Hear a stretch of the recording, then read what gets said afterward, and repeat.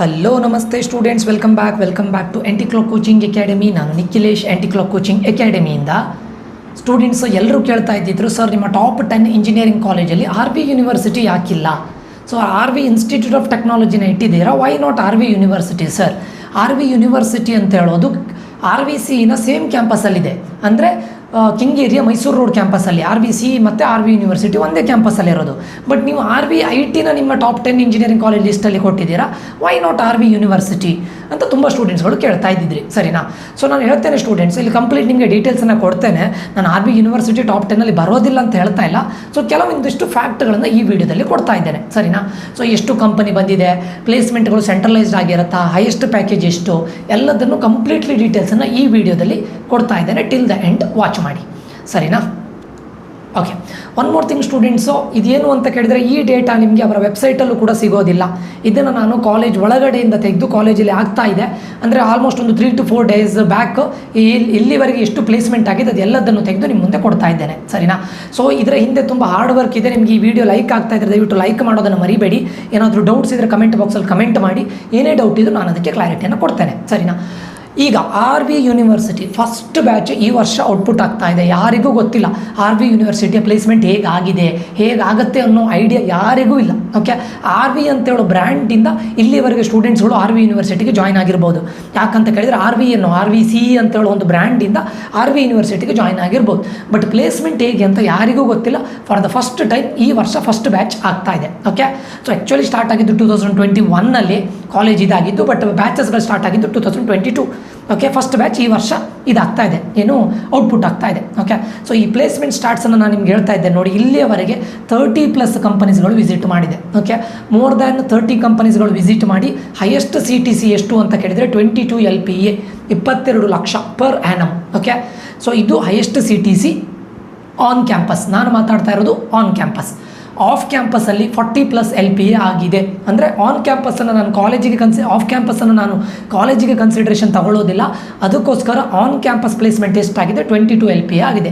ಇವಾಗ ನೀವು engineering join ಆದರೆ, ಈ ವರ್ಷ ನೀವು ಇಂಜಿನಿಯರಿಂಗ್ ಜಾಯ್ನ್ ಆದರೆ ನಿಮ್ಮದು ಔಟ್ಪುಟ್ ಬರುವಾಗ ಪಕ್ಕ ಅದು 40 lakhs ಅಂತೂ ಗ್ಯಾರಂಟಿ ಆಗುತ್ತೆ. ಯಾಕೆ? ಓಕೆ, ಸೊ ಅದು ಬಿಟ್ಟರೆ ಎಷ್ಟು ಸ್ಟೂಡೆಂಟ್ಸ್ಗಳು ಪ್ಲೇಸ್ ಆಗಿದ್ದಾರೆ? ಆಲ್ರೆಡಿ 80+ ಸ್ಟೂಡೆಂಟ್ಸ್ಗಳು ಪ್ಲೇಸ್ ಆಗಿದ್ದಾರೆ. ಆಲ್ರೆಡಿ ಮೋರ್ ದ್ಯಾನ್ 80 ಸ್ಟೂಡೆಂಟ್ಸ್ಗಳು ಪ್ಲೇಸ್ ಆಗಿದ್ದಾರೆ. ಎಲ್ಲಿ? RV ಯೂನಿವರ್ಸಿಟಿಯಲ್ಲಿ. ಓಕೆ, ಸೊ ಇದಿಷ್ಟು RV ಯೂನಿವರ್ಸಿಟಿ ಆಯಿತು. ನೆಕ್ಸ್ಟ್ ಸರ್, ಕೀ ಪ್ಲೇಸ್ಮೆಂಟ್ ಹೈಲೈಟ್ಸ್ಗಳನ್ನು ಹೇಳೋದಾದರೆ ಏನು? ಆಲ್ರೆಡಿ ಹೇಳಿದ್ದೇನೆ, 30+ ಕಂಪನೀಸ್ಗಳು ವಿಸಿಟ್ ಆಗಿದೆ. ಅದರಲ್ಲಿ ಅಕ್ರಾಸ್ ಟೆಕ್, ಅಂದರೆ ನಿಮಗೀಗ ಟೆಕ್ ಇರ್ಬೋದು, ಫಿನಾನ್ಸ್ ಇರ್ಬೋದು, ಕನ್ಸಲ್ಟಿಂಗ್ ಇರ್ಬೋದು, ಸರ್ವಿಸ್ ಬೇಸ್ಡ್ ಕಂಪನಿಗಳಿರ್ಬೋದು, ಎಲ್ಲದೂ ಕೂಡ ವಿಸಿಟ್ ಆಗಿದೆ, ಸರಿನಾ? ಹೈಯೆಸ್ಟ್ CTC ಎಷ್ಟು ಅಂತ ಕೇಳಿದರೆ 22 lakhs. ಓಕೆ, ಸೊ ಇದನ್ನು ಆಫರ್ ಮಾಡಿದ್ದು ಯಾರು ಅಂತ ಕೇಳಿದರೆ ಆರ್ಕ್ಟಿಕ್ ಉಲ್ಫ್ ನೆಟ್ವರ್ಕ್ಸ್. ಅದಾದ ಮೇಲೆ ಇಲ್ಲಿ ಮೇನ್ ಏನು ಅಂತ ಕೇಳಿದರೆ 14 lakhs ಪ್ಲಸ್ ಆಫರ್ಗಳನ್ನು, ಮಲ್ಟಿಪಲ್ ಆಫರ್ಸ್ಗಳನ್ನು ಕೊಟ್ಟಿದ್ದಾರೆ. ಕೆಲವೊಂದು ಕಂಪನೀಸ್ಗಳು 14 lakhs ಪ್ಲಸ್ ಆಫರನ್ನು ಕೊಟ್ಟಿರೋ ಕಂಪನಿಗಳು ತುಂಬ ಇದೆ. ತುಂಬ ಸ್ಟೂಡೆಂಟ್ಸ್ಗಳಿಗೆ 14 lakhs ಪ್ಲಸ್ ಆಫರ್ ಆಗಿದೆ. ಓಕೆ, ಅದಾದಮೇಲೆ ಹೈಯೆಸ್ಟ್ ಸ್ಟೈಫಂಡ್ ಅಂತ ಹೇಳಿದರೆ ನಿಮಗೆ ಇಂಟರ್ನ್ಶಿಪ್ ಫಸ್ಟಿಗೆ ಕೊಡ್ತಾರೆ. ಓಕೆ, ಇಂಟರ್ನ್ಶಿಪ್ಪಲ್ಲಿ ನಿಮಗೆ ಮಂತ್ಲಿ ಏನು ಸ್ಯಾಲ್ರಿನ ಕೊಡ್ತಾರೆ ನೋಡಿ, ಅದನ್ನು ಸ್ಟೈಫಂಡ್ ಅಂತ ಕರೀತಾರೆ. So highest stipend 50K, actually 50K ಅಲ್ಲ 60K.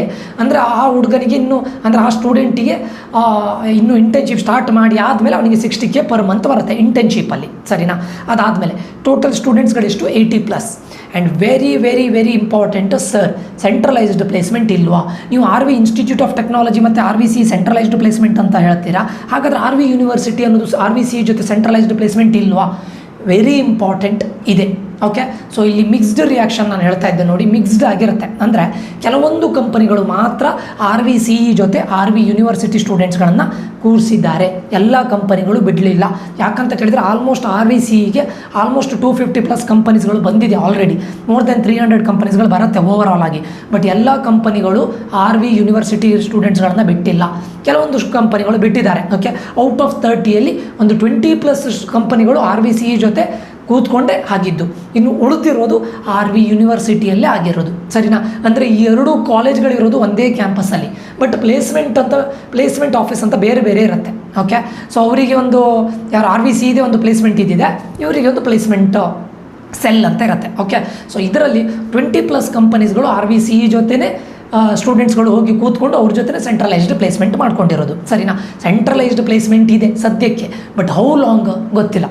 ಎಷ್ಟು ವರ್ಷದವರೆಗೆ ಇದನ್ನು ಕಂಟಿನ್ಯೂ ಮಾಡ್ತಾರೆ ಗೊತ್ತಿಲ್ಲ. ಓಕೆ, ಯಾಕಂದರೆ ಈಗ ಸದ್ಯಕ್ಕೆ RV ಅಂತೇಳೋ ಒಂದು ಬ್ರ್ಯಾಂಡನ್ನು ಅವರು ತೊಗೊಂಡು ಹೋಗಲೇಬೇಕು. ಅದಕ್ಕೋಸ್ಕರ RVITನೂ ಕೂಡ RVCE ಜೊತೆ ಸೆಂಟ್ರಲೈಸ್ಡ್ ಪ್ಲೇಸ್ಮೆಂಟ್ ಮಾಡ್ತಾ ಇದ್ದಾರೆ.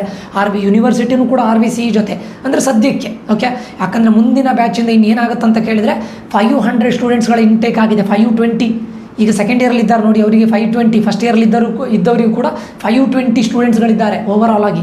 ಓಕೆ, ಸೊ ಆವಾಗ ಏನು ಹೇಳ್ತಾರೆ, ಕಂಪ್ಲೀಟಾಗಿ ಇದು ಕಾಂಪಿಟೇಷನ್ ತುಂಬ ಹ್ಯೂಜ್ ಆಗುತ್ತೆ. ಈಗ ನಿಮ್ಮ ಇದಕ್ಕೂ ಕೂಡ 520 ಸ್ಟೂಡೆಂಟ್ಸ್ಗಳಿರ್ತಾರೆ, ಹ್ಯೂಜ್ ಆಗುತ್ತೆ. ಆವಾಗಲೂ ಸೆಂಟ್ರಲೈಸ್ಡ್ ಪ್ಲೇಸ್ಮೆಂಟ್ ಮಾಡ್ತಾರೋ ನನಗೆ ಗೊತ್ತಿಲ್ಲ. But for the time being ಕೆಲವೊಂದು ಕಂಪನೀಸ್ಗಳು RVCE ಜೊತೆನೇ ಸೆಂಟ್ರಲೈಸ್ಡ್ ಪ್ಲೇಸ್ಮೆಂಟ್ ಆಗಿ ಬಿಡ್ತಾ ಇದ್ದಾರೆ. ಸರಿನಾ? ಇದರಲ್ಲಿ 7+ ಡ್ರೀಮ್ ಆಫರ್ಸ್ ಇದೆ. ಇದೇನು ಸರ್ ಡ್ರೀಮ್ ಆಫರ್ಸ್ ಅಂತ ಹೇಳಿದರೆ, ಯಾವ ಕಂಪನಿಗಳು 18 lakhs ಪ್ಲಸ್ ಆಫರ್ ಮಾಡಿದ್ದಾರೆ ನೋಡಿ, ಅವರೆಲ್ಲರೂ ಕೂಡ ಡ್ರೀಮ್ ಆಫರ್ ಅಂತ ಕರೆದಿದ್ದಾರೆ. ಅದರಲ್ಲಿ ಆರ್ಕ್ಟಿಕ್ ವೂಲ್ಫ್ ಇರ್ಬೋದು, ಇನ್ಫ್ಲೆಕ್ಷನ್ ಇರ್ಬೋದು, ಎಕೋ ಇರ್ಬೋದು, ಇವರೆಲ್ಲರೂ ಕೂಡ 7+ ಸ್ಟೂಡೆಂಟ್ಸ್ಗಳಿಗೆ ಡ್ರೀಮ್ ಆಫರ್ ಆಗಿದೆ. Okay, 18 lakhs plus. ಅದಾದಮೇಲೆ ಟಾಪ್ ರಿಕ್ರೂಟಿಂಗ್ ಕಂಪನೀಸ್ಗಳು ಯಾವುದಲ್ಲ ಸರ್, ನಾವು ಲಿಸ್ಟ್ ಮಾಡಲಿಕ್ಕೆ ಹೋದರೆ ಟಾಪ್ ರಿಕ್ರೂಟಿಂಗ್ಸ್ ಕಂಪನೀಸಲ್ಲಿ ಹೈಯೆಸ್ಟ್ ಪ್ಯಾಕೇಜನ್ನು ಕೊಟ್ಟಂಥ ಆರ್ಕ್ಟಿಕ್ ಉಲ್ಫ್ ನೆಟ್ವರ್ಕ್ಸ್ 22 lakhs ಕೊಟ್ಟಿದ್ದಾರೆ. ಇನ್ಫ್ಲೆಕ್ಷನ್ 20 lakhs ಕೊಟ್ಟಿದ್ದಾರೆ. ಏವಿಯೇಟ್ರಿಕ್ಸ್ 21 lakhs ಕೊಟ್ಟಿದ್ದಾರೆ. ಎಕೋ 18 lakhs ಕೊಟ್ಟಿದ್ದಾರೆ. ಎಗೇನ್ ಏವಿಯೇಟ್ರಿಕ್ಸಲ್ಲಿ 2 ಪೊಸಿಷನ್ ಕೊಟ್ಟಿದ್ದಾರೆ. ಅಂದರೆ ಒಂದು ಕ್ಲೌಡ್ ಡೆವಲಪರ್ ಆಗಿ, ಇನ್ನೊಂದು ಸಾಫ್ಟ್ವೇರ್ ಡೆವಲಪರ್ ಆಗಿ ಕೊಟ್ಟಿದ್ದಾರೆ. ಅವರಿಗೆ 21 lakhs ಕೊಟ್ಟಿದ್ದಾರೆ. ಕ್ಲೌಡ್ ಡೆವಲಪರಿಗೆ 18 lakhs ಕೊಟ್ಟಿದ್ದಾರೆ. ಓಕೆ, ಇಟ್ ಡಿಪೆಂಡ್ಸ್, ಕಂಪನಿ ಮೇಲೆ ಡಿಪೆಂಡ್ ಆಗಿರುತ್ತೆ. ಅದಾದಮೇಲೆ ಇನ್ಫೋಸಿಸ್ ಅವರು ಮೊದಲು ಪವರ್ ಪ್ರೋಗ್ರಾಮರ್ ಅಂತ ಹೈರ್ ಮಾಡ್ತಾ ಇದ್ರು 10 lakhs. ಈಗ ರೀಸೆಂಟಾಗಿ ನೀವೊಂದು ನ್ಯೂಸನ್ನು ನೋಡಿರ್ಬೋದು, ಇನ್ಫೋಸಿಸ್ ಅವರು 16 lakhs ಕೊಡ್ತಾರೆ ಅಂತ. ಬಟ್ 16 lakhs ಅಂತ ಹೇಳಿದರೆ ಅವರು ಮಾಸ್ ರಿಕ್ರೂಟಿಂಗ್ ಬಂದಾಗ ಹೇಗೆ 40-30 ಸ್ಟೂಡೆಂಟ್ಸ್ಗಳನ್ನ ರಿಕ್ರೂಟ್ ಮಾಡ್ಕೊಂಡು ಹೋಗ್ತಾರೆ ನೋಡಿ, ಹಾಗಲ್ಲ. ಅವರು ಕರ್ಕೊಂಡು ಹೋಗೋದು 1, 2, 3 ಮ್ಯಾಕ್ಸಿಮಮ್ ಅಂದರೆ 3 ಮೆಂಬರ್ಸ್. ಓಕೆ, ಯಾವುದಕ್ಕೆ? ಇನ್ಫೋಸಿಸ್ ಸ್ಪೆಷಲೈಸ್ಡ್ ಪ್ರೋಗ್ರಾಮರ್ ಅಂತ ಕರ್ಕೊಂಡು ಹೋಗ್ತಾರೆ 16 lakhsಗೆ. ಓಕೆ, ಲೆವೆಲ್ 2ಗೆ, ಓಕೆ, L2ಗೆ. ಸೊ ಇದರಲ್ಲಿ 1 ಸ್ಟೂಡೆಂಟ್ಸ್ 2 ಸ್ಟೂಡೆಂಟ್ಸ್ ಮ್ಯಾಕ್ಸಿಮಮ್ ಅಂದರೆ ಅದು ಟಾಪ್ ಕಾಲೇಜಿಂದಲೇ ಜಾಸ್ತಿ ರಿಕ್ರೂಟ್ ಮಾಡ್ಕೊಂಡು ಹೋಗ್ತಾರೆ ಈ 16 lakhsಗೆ. ಅದಾದಮೇಲೆ ಡೆಲ್ ಟೆಕ್ನಾಲಜಿ ಅವರು 14 lakhs ಕೊಟ್ಟಿದ್ದಾರೆ. ಪೆಗಾಸ್ ಸಿಸ್ಟಮ್ ಅವರು 15 lakhs, ನೆಟ್ಗೇರ್ ಅವರು 15 lakhs, ಏಜೆಂಟಿಕ್ AI ಅನ್ನೋರು 13 lakhs ಆಫರ್ ಮಾಡಿದ್ದಾರೆ. ಸರಿನಾ? ಸೊ ಇದಿಷ್ಟು. ಅದಾದಮೇಲೆ ಕಂಪ್ಲೀಟ್ ಪ್ಲೇಸ್ಮೆಂಟ್ ಡೀಟೇಲ್ಸನ್ನು ಹೇಳ್ತಾ ಇದ್ದೇನೆ ನೋಡಿ. ಆಲ್ ಕಂಪನೀಸ್ಗಳದ್ದು ನಮಗೆ ಹೈಯೆಸ್ಟ್ ಪ್ಯಾಕೇಜ್ ಕೊಟ್ಟಿದ್ದು RV ಯೂನಿವರ್ಸಿಟಿಯಲ್ಲಿ ಆರ್ಕ್ಟಿಕ್ ಉಲ್ಫ್ ನೆಟ್ವರ್ಕ್ಸ್. ಸ್ಟೂಡೆಂಟಿಗೆ ಕೊಟ್ಟಿರೋದು ಇಂಟರ್ನ್ಶಿಪ್ ಟೈಮಲ್ಲಿ ಆ ಸ್ಟೂಡೆಂಟಿಗೆ ಸಿಗುವಂಥ ಸ್ಟೈಫಂಡ್ ಎಷ್ಟು ಅಂತ ಕೇಳಿದರೆ 60,000 ಪರ್ ಮಂತ್ ಸ್ಯಾಲ್ರಿ. ಇಂಟರ್ನ್ಶಿಪ್ ಮಾಡ್ತಾ ಇರ್ತಾನೆ ಸ್ಟೂಡೆಂಟ್, ಮೇ ಬಿ 8th ಸೆಮ್ಮಲ್ಲಿ ಇಂಟರ್ನ್ಶಿಪ್ ಮಾಡ್ತಾ ಇದ್ದರೆ ಅವನಿಗೆ 60,000 ಪರ್ ಮಂತ್ ಸ್ಯಾಲ್ರಿ ಇರುತ್ತೆ. ಅವನದು ಈಗ 6 months ಅಥವಾ 3 to 6 months ಇಂಟರ್ನ್ಶಿಪ್ ಇರುತ್ತೆ. ಅವನ ಪರ್ಫಾರ್ಮೆನ್ಸ್ ಒಳ್ಳೇದಿದ್ದರೆ ಅವನ ಪರ್ಫಾರ್ಮೆನ್ಸ್ ಬೇಸಿಸ್ ಮೇಲೆ ಅದು ಕನ್ವರ್ಟ್ ಆಗುತ್ತೆ. ಕನ್ವರ್ಟ್ ಆದಮೇಲೆ ಅದು 22 lakhs per annum CTCಗೆ ಕನ್ವರ್ಟ್ ಆಗುತ್ತೆ. ಆಲ್ಮೋಸ್ಟ್ ಅವನಿಗೆ 1 lakh plus per month salary ಆಗುತ್ತೆ. ಯಾವಾಗ ಅದು PPO ಆಗಿ ಕನ್ವರ್ಟ್ ಆದರೆ ಮಾತ್ರ, ಪ್ರೀ ಪ್ಲೇಸ್ಮೆಂಟ್ ಆಫರ್ ಆಗಿ ಕನ್ವರ್ಟ್ ಆದರೆ ಮಾತ್ರ. ಅದು ಯಾವಾಗ ಕನ್ವರ್ಟ್ ಆಗುತ್ತೆ ಕೇಳಿದರೆ, ಇನ್ ಕೇಸ್ ಈ ಪ್ಲೇಸ್ ಆಗಿದ್ದಂಥ ಸ್ಟೂಡೆಂಟ್ ಅವನ ಇಂಟರ್ನ್ಶಿಪ್ಪಲ್ಲಿ ಪರ್ಫಾರ್ಮೆನ್ಸನ್ನು ಒಳ್ಳೇದು ಮಾಡಿದರೆ ಕಂಪನಿಯಲ್ಲಿ, ಆವಾಗ ಮಾತ್ರ. ಸರಿನಾ? ಅದು ಬಿಟ್ಟರೆ ಇನ್ಫ್ಲೆಕ್ಷನ್ ಅವರು ಸಾಫ್ಟ್ವೇರ್ ಡೆವಲಪ್ಮೆಂಟ್ ಇಂಜಿನಿಯರ್ 1 ರೋಲಿಗೆ 20 lakhs ಕೊಟ್ಟಿದ್ದಾರೆ. ಆ ಹುಡುಗನಿಗೂ ಕೂಡ ಅಥವಾ ಆ ಸ್ಟೂಡೆಂಟಿಗೆ 50,000 ಸ್ಟೈಫಂಡ್, ಹೈಯೆಸ್ಟ್ ಸ್ಟೈಫಂಡ್ 60,000. ಸರಿನಾ? ಅದು ಆರ್ಕ್ಟಿಕ್ ಉಲ್ಫ್. ಅದು ಬಿಟ್ಟರೆ Pega, Echo, Aviatrix, Netgear, Dell, ETG, Presidio, Commonwealth Bank, Societe ಜನರಲ್ಲೇ, ಈ ಥರ ತುಂಬ ಕಂಪನೀಸ್ಗಳೆಲ್ಲ ಬಂದಿದೆ. ಸರಿನಾ? ಸೊ ಇದೆಲ್ಲ ಕಂಪನೀಸ್ಗಳು ಬಂದಿದೆ. ಸೊ ಇದಿಷ್ಟು ನಿಮಗೆ ಗೊತ್ತಾಗಿದೆ ಅಂತ ಅಂದ್ಕೊಳ್ತೇನೆ. ಫೈನಾ? ಇಲ್ಲೆಲ್ಲ ನೋಡಿ 14.5 lakhs ಕೊಟ್ಟಿದ್ದಾರೆ ಪೆಗಾ ಸಿಸ್ಟಮ್ ಅವರು, 14.6 lakhs ಕೊಟ್ಟಿದ್ದಾರೆ ನೆಟ್ಗೇರ್ ಅವರು, 14.41 ಕೊಟ್ಟಿದ್ದಾರೆ ಡೆಲ್ ಅವರು, 12 to 14 ETG ಅವರು ಕೊಟ್ಟಿದ್ದಾರೆ. ಸರಿನಾ? ಇದಾದ ನಂತರ ನೆಕ್ಸ್ಟಿಗೆ ಬಂದರೆ ನಿಮಗೆ ಸ್ಟೈಫಂಡ್ ಆ್ಯಂಡ್ ಜಾಬ್ ಟೈಪನ್ನು ಬ್ರೇಕ್ ಡೌನ್ ಮಾಡಿ ಕೊಡ್ತೇನೆ ನೋಡಿ. ನಿಮಗಿಲ್ಲಿ Arctic Wolf stipend 60,000. Okay, ShareFile plus ಇದು ಇವರು 40,000 ಎರಡು ಕೂಡ ಟೋಟಲಿ. ಇನ್ನು ಬೇಕರ್ H ಮತ್ತು Koch 40,000, Inflection plus VR 50,000, Skyworks 55,000. ಇದೆಲ್ಲ ಏನು ಹೇಳ್ತಾರೆ ಸ್ಟೈಫಂಡ್ ಕೊಟ್ಟವರು. ಇದರಲ್ಲಿ ವೆರಿ ಇಂಪಾರ್ಟೆಂಟ್ ಏನಂತ ಕೇಳಿದರೆ, ಇಂಟರ್ನ್ಶಿಪ್ ಕೊಟ್ಟು ನೀವು ಇಂಟರ್ನ್ಶಿಪ್ ಮಾಡಿ ಆದಮೇಲೆ ಸ್ಟೂಡೆಂಟ್ ಇನ್ ಕೇಸ್ ಇಂಟರ್ನ್ಶಿಪ್ಪಲ್ಲಿ ಒಳ್ಳೆ ಪರ್ಫಾರ್ಮೆನ್ಸ್ ಮಾಡಿದರೆ ಅವನಿಗೆ ಫುಲ್ ಟೈಮ್ ಕನ್ವರ್ಷನ್ ಮಾಡ್ತಾರೆ. ಆ ಥರ ಇಂಟರ್ನ್ಶಿಪ್ ಕೊಟ್ಟಂಥ ಕಂಪನಿಗಳು 42%. ಈ 30+ ಕಂಪನಿಗಳಲ್ಲಿ ಇಂಟರ್ನ್ಶಿಪ್ ಪ್ಲಸ್ ಫುಲ್ ಟೈಮ್ ಎರಡನ್ನೂ ಕೂಡ ಅಟ್ ಅ ಟೈಮ್ ಆಫರ್ ಮಾಡಿದವರು 38%. ಫುಲ್ ಟೈಮ್ ಓನ್ಲಿ ಆಫರ್ ಮಾಡಿದ್ದು 20%. ಅಂದರೆ ಇವರಿಗೆ ಇಂಟರ್ನ್ಶಿಪ್ ಇಲ್ಲ. ಈ 20% ಕಂಪನಿಯಲ್ಲಿ ಪ್ಲೇಸ್ ಆದಂಥ ಸ್ಟೂಡೆಂಟ್ಸ್ಗಳಿಗೆ ಇಂಟರ್ನ್ಶಿಪ್ ಇಲ್ಲ, ಡೈರೆಕ್ಟ್ಲಿ ಜಾಬ್. ಸರಿನಾ? Directly job. ಅದಾದಮೇಲೆ ಸ್ಟೂಡೆಂಟ್ಸ್ಗಳು ಹೇಗೆ ಪ್ಲೇಸ್ ಆದರೂ, ನೀವು ಇವಾಗ ಇಂಜಿನಿಯರಿಂಗ್ ಜಾಯ್ನ್ ಆಗ್ತೀರಾ ಮುಂದೆ, ಇದು ತುಂಬ ಇಂಪಾರ್ಟೆಂಟ್ ಆಗುತ್ತೆ. ನಿಮಗೆ ಏನಾಗುತ್ತೆ ಅಂತ ಕೇಳಿದರೆ ಫಸ್ಟಿಗೆ ಅವರಿಗೆ ಆನ್ಲೈನ್ ಅಸೆಸ್ಮೆಂಟ್ ಇರುತ್ತೆ. ಆ ಆನ್ಲೈನ್ ಅಸೆಸ್ಮೆಂಟಲ್ಲಿ ನಿಮ್ಮದು ಮಲ್ಟಿಪಲ್ ಚಾಯ್ಸ್ ಕ್ವಶನ್ಸ್ ಇರುತ್ತೆ, ಅದರಲ್ಲಿ ಆಪ್ಟಿಟ್ಯೂಡ್ ಇರುತ್ತೆ ಮತ್ತು ಕೋರ್ ಕಂಪ್ಯೂಟರ್ ಸೈನ್ಸ್ ಸಬ್ಜೆಕ್ಟ್ಸ್ಗಳಿರುತ್ತೆ. Computer networks, data structure and algorithm and operating system, then DBMS. ಕೆಲವೊಂದು ಕಂಪನಿಯವರು ಸಾಫ್ಟ್ವೇರ್ ಇಂಜಿನಿಯರಿಂಗ್ ಕೇಳ್ತಾರೆ, ಕಂಪ್ಯೂಟರ್ ನೆಟ್ವರ್ಕ್ಸ್ ಇದು. ಅದು ಬಿಟ್ಟರೆ ಕೆಲವೊಂದು ಕಂಪನಿಯವರು ಕೋಡಿಂಗ್ ರೌಂಡ್ಸ್ ಕಾಮನ್ ಆಗಿರುತ್ತೆ. 2 to 3 ಕ್ವಶನ್ಸ್ ಇರುತ್ತೆ ಕೋಡಿಂಗ್ ರಿಲೇಟೆಡ್. ಲೀಡ್ ಕೋಡಲ್ಲಿ ನೀವು ಸಾಲ್ವ್ ಮಾಡಬೇಕು, ಲೀಡ್ ಕೋಡಲ್ಲಿ. ಥರ್ಡ್ ಒನ್, ಕೆಲವೊಂದು ಕಂಪನಿಯವರು SQL ರಿಲೇಟೆಡ್ ಕ್ವಶನ್ಸ್ ಇದೆ, ಕೆಲವೊಂದು ಕಂಪನಿಯವರು ಪೈಥಾನ್ ರಿಲೇಟೆಡ್ ಕ್ವಶನ್ ಇದೆ, ಕೆಲವೊಂದು ML ಸೆಕ್ಷನ್ಸ್ ಇದೆ. ಓಕೆ, ಅದಾದಮೇಲೆ ಟೆಕ್ನಿಕಲ್ ಇಂಟರ್ವ್ಯೂ ಅಂದರೆ ಏನು, ಅಲ್ಲಿ ನಿಮಗೆ ಒಂದು ಪ್ರಾಬ್ಲಮ್ ಸಾಲ್ವಿಂಗ್ ಸ್ಕಿಲ್ಸ್ ಇರುತ್ತೆ, data structure and algorithm use ಮಾಡಿ. ಅದಾದಮೇಲೆ ಕೆಲವೊಂದು ಕಂಪನಿಯವರು ಸಿಸ್ಟಮ್ ಡಿಸೈನ್ ಬಗ್ಗೆನೂ ಕೇಳಿದ್ದಾರೆ ಸೀನಿಯರ್ ರೋಲಿಗೆ. ಅದು ಬಿಟ್ಟರೆ ನಿಮ್ಮ ರೆಸ್ಯೂಮೇಲಿ ನೀವು ಏನು ಆ್ಯಡ್ ಮಾಡಿರ್ತೀರ, ಪ್ರಾಜೆಕ್ಟ್ ಇರ್ಬೋದು ಅಥವಾ ಇಂಟರ್ನ್ಶಿಪ್ ರಿಲೇಟೆಡ್ ಏನು ಆ್ಯಡ್ ಮಾಡಿರ್ತೀರ ಅದೆಲ್ಲದನ್ನು ಕ್ವಶನ್ ಕೇಳ್ತಾರೆ. ಅದು ಬಿಟ್ಟರೆ ನಿಮಗೆ object oriented programming, C++, DBMS, operating system, SQL, computer networks ಇದ್ರ ಟೆಸ್ಟನ್ನು ಮಾಡ್ತಾರೆ. ಅದಾದಮೇಲೆ ನಿಮಗೆ ಕೋಡಿಂಗ್ ರೌಂಡ್ ಇರುತ್ತೆ. ಕೋಡಿಂಗನ್ನು ನಿಮಗೆ ಲೀಡ್ ಕೋಡಲ್ಲಿ ಜಾಸ್ತಿಯಾಗಿ ಮಾಡಲಿಕ್ಕೆ ಹೇಳ್ತಾರೆ. ಓಕೆ, ಅದು ಬಿಟ್ಟರೆ ನೆಟ್ವರ್ಕಿಂಗ್ ಕ್ವಶನ್, ಈಗ AVAtrix ಮತ್ತು ನೆಟ್ಟಿಗೆ ಇರೋರು ನೆಟ್ವರ್ಕ್ ರಿಲೇಟೆಡ್ ಕ್ವಶನ್ನು ಕೇಳಿದ್ದಾರೆ, ಕಂಪ್ಯೂಟರ್ ನೆಟ್ವರ್ಕ್ಸ್. ಇನ್ನು EY ಮತ್ತು SG ಮತ್ತು AMPCS ಅವರು ಸೈಬರ್ ಸೆಕ್ಯೂರಿಟಿ ರಿಲೇಟೆಡ್ ಕ್ವಶನ್ಸನ್ನು ಕೇಳಿದ್ದಾರೆ. ಇನ್ನು ಹೈಪರ್ ಫೇಸ್ ಅವರು data structure and algorithm live coding ಇದ್ದಿತ್ತು, ಎಲ್ಲಿ ಆಫೀಸಲ್ಲಿ, ಅವರ ಆಫೀಸಲ್ಲಿ. ಓಕೆ, ಅದು ಬಿಟ್ಟರೆ HR ಆ್ಯಂಡ್ ಮ್ಯಾನೇಜರ್ ರೌಂಡ್ ಇರುತ್ತೆ. ಅದು ಕಾಮನ್ ಆಗಿ ನಿಮ್ಮದು ಏನು ಹ್ಯಾಕಥಾನ್ ವಿನ್ನರ್ ಆಗಿದ್ದರೆ ನಿಮಗೆ ಡೈರೆಕ್ಟಾಗಿ ಶಾರ್ಟ್ ಲಿಸ್ಟ್ ಆಗುತ್ತೆ. ಓಕೆ, ಅದು ಯಾವ ಕಂಪನಿ ನಾನು ಹೇಳ್ತೇನೆ. ನಿಮ್ಮ ಮತ್ತು HR ರೌಂಡಲ್ಲಿ ಏನಿಲ್ಲ, ಸುಮ್ಮನೆ ಈಗ ನಿಮ್ಮದು ಕಲ್ಚರ್ ಮತ್ತು ಕಾಮನ್ ಆಗಿ ಡಿಸ್ಕಷನ್ ಅಷ್ಟೇ, ಆಯಿತಾ. ಅದಾದಮೇಲೆ ಈಗ ಅಡಿಷ್ನಲ್ ಇಂಟರ್ನ್ಶಿಪ್, ಇದು ಯಾರ್ಯಾರು ಈಗ 8th ಸೆಮ್ಮಲ್ಲಿ ಇದ್ದಾರೆ ನೋಡಿ ಇವಾಗ ಪ್ರೆಸೆಂಟ್ಲಿ, ಅವರಿಗೆ ಇಲ್ಲಿ ನೋಡಿ ನ್ಯಾನ್ಸಿ ಟೆಕ್ನಾಲಜಿಯಲ್ಲಿ 70,000 per month, ಇದು highest stipend. Skyworks, CommScope, ShareFile, Progress Software 5 ಜನ ಸ್ಟೂಡೆಂಟ್ಸ್ಗಳನ್ನು ತಗೊಂಡೋಗಿದ್ದಾರೆ ಇಂಟರ್ನ್ಶಿಪ್ಪಿಗೆ. 33,000 to 40,000 per month ಅವರು ಇದು ಮಾಡ್ತಾರೆ. ಅದು ಬಿಟ್ಟರೆ ಇದೆಲ್ಲ ಕಂಪನಿಗಳಿದೆ. ಓಕೆ, ಇದು ಸ್ಟೈಫಂಡಿಗೆ.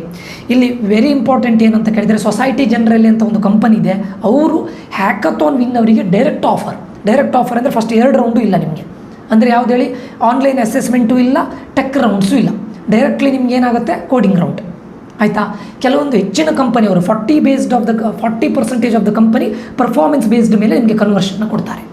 ಇದು very very very important. Okay, ಹೆಚ್ಚಿನ ಕಂಪನಿಯವರು ಲೀಡ್ ಕೋಡನ್ನೇ ಯೂಸ್ ಮಾಡಿದ್ದಾರೆ. ಓಕೆ, ಶಾರ್ಟ್ ಲಿಸ್ಟ್ ಮಾಡಲಿಕ್ಕೆ.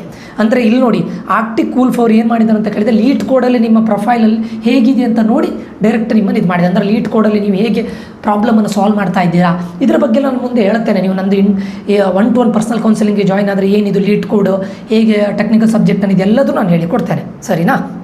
ಮತ್ತು ಈಗ ರೀಸೆಂಟಾಗಿ ಏಜೆಂಟಿಕ್ AI ಡೆವಲಪರ್, ಇದೊಂದು ಹೊಸ ರೋಲು ತುಂಬ ಬೂಮಿಂಗಲ್ಲಿದೆಯಂತೆ. Okay, agentic AI developer, junior agentic AI developer, ಇದ್ರ ಬಗ್ಗೆನೂ ಗೊತ್ತಿರಲಿ, ಅದಾಯಿತಾ.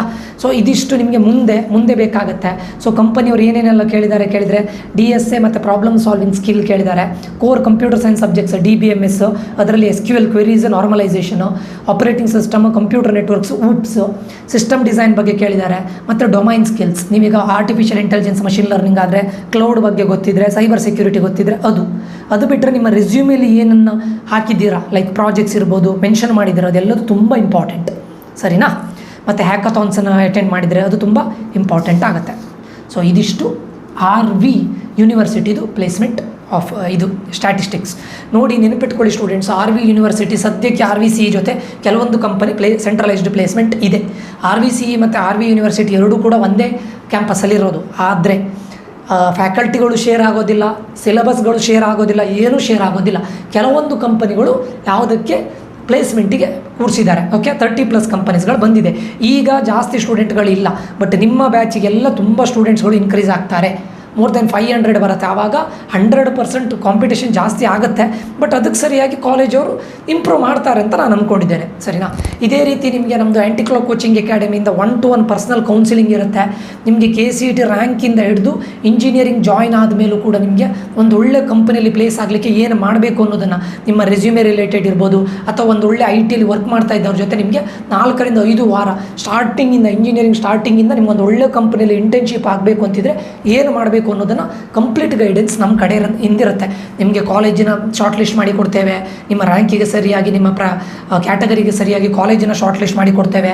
ಆ ಕಾಲೇಜಲ್ಲಿ ಇನ್ಸೈಡರ್ ಇನ್ಫಾರ್ಮೇಷನ್ ಏನಿದೆ ಎಲ್ಲದನ್ನು A to Z 1-to-1 personal counselling ಇರುತ್ತೆ. ಓಕೆ, ಸುಮ್ಮನೆ ನಿಮಗೆ ಗ್ರೂಪಲ್ಲಿ ಹಾಕ್ಕೊಂಡು ಗ್ರೂಪಿಗೆ ಹಾಕೋದಲ್ಲ. ನಿಮ್ಗೆ ಏನೇ ಡೌಟ್ಸ್ ಇದ್ದರೂ ನನ್ನ ಹತ್ರ ಕೇಳ್ತೀರಾ, ನನ್ನ ಜೊತೆ ಡೈರೆಕ್ಟ್ ಕಾಂಟ್ಯಾಕ್ಟ್ ಆಗಿರ್ತೀರಾ. ವೆರಿ ಇಂಪಾರ್ಟೆಂಟ್ ಏನು ಅಂತ ಕೇಳಿದರೆ, ನಾನು ಇದೆಲ್ಲದನ್ನು ಎಲ್ಲ ಕಾಲೇಜಿಗೂ ವಿಸಿಟ್ ಮಾಡಿ ತೆಗೆದಿರುವಂಥ ಇನ್ಫಾರ್ಮೇಷನ್. ಸುಮ್ಮನೆ ನಾನು ನನಗೆ ವೆಬ್ಸೈಟನ್ನು ನೋಡಿ ಯಾವುದನ್ನು ನಿಮ್ಗೆ ಹೇಳ್ತಾ ಇಲ್ಲ. ಪ್ರತಿಯೊಂದು ಕಾಲೇಜಿಗೆ ವಿಸಿಟ್ ಮಾಡ್ತಾ ಇದ್ದೇನೆ, ಸ್ಟೂಡೆಂಟ್ಸ್ಗಳ ಜೊತೆ ರಿವ್ಯೂಸ್ ತೊಗೊಳ್ತಾ ಇದ್ದೇನೆ, ಫೀಡ್ಬ್ಯಾಕ್ ತೊಗೊಳ್ತಾ ಇದ್ದೇನೆ. ನನ್ನ ಸ್ಟೂಡೆಂಟ್ಸ್ಗಳ ಜೊತೆ ಫೀಡ್ಬ್ಯಾಕ್ ತೊಗೊಂಡು ಕಂಪ್ಲೀಟ್ಲಿ ಇನ್ಸೈಡರ್ ಇನ್ಫಾರ್ಮೇಷನ್ ನಿಮ್ಗೆ ಕೊಡೋ ಪ್ರಯತ್ನ ಮಾಡ್ತಾ ಇದ್ದೇನೆ. ನೀವು ಜಾಯ್ನ್ ಆಗಬೇಕು ಅಂತಿದ್ರೆ ಜಾಯ್ನ್ ಆಗ್ಬೋದು. ಹಾಗೆ ಈ ವಿಡಿಯೋ ನಿಮಗೆ ಇನ್ಫಾರ್ಮೇಟಿವ್ ಆಗಿದ್ದರೆ ದಯವಿಟ್ಟು ಲೈಕ್ ಮಾಡಿ, ನಿಮ್ಮ ಫ್ರೆಂಡ್ಸ್ ಜೊತೆ ಶೇರ್ ಮಾಡಿ. ಇದೇ ರೀತಿ ತುಂಬ ಕಾಲೇಜ್ಗಳ ಇನ್ಸೈಡರ್ ಇನ್ಫಾರ್ಮೇಷನ್ನ ಕೊಡೋ ಪ್ರಯತ್ನ ನಾನು ಮಾಡ್ತಾ ಇರ್ತೇನೆ. ನಿಮ್ಮ ಸಪೋರ್ಟ್ ಬೇಕು ಅಂತ ಹೇಳ್ತಾ ಇಲ್ಲಿಗೆ ಈ ವಿಡಿಯೋ ಎಂಡ್ ಮಾಡ್ತಾ ಇದ್ದೇನೆ. ಮುಂದಿನ ವಿಡಿಯೋದಲ್ಲಿ ಮತ್ತೆ ಸಿಗ್ತೇನೆ. ನಾನು ನಿಖಿಲೇಶ್ ಸೈನ್ ಆಫ್ ಆಗ್ತಾ ಇದ್ದೇನೆ. Until that, love you all, bye, take care students.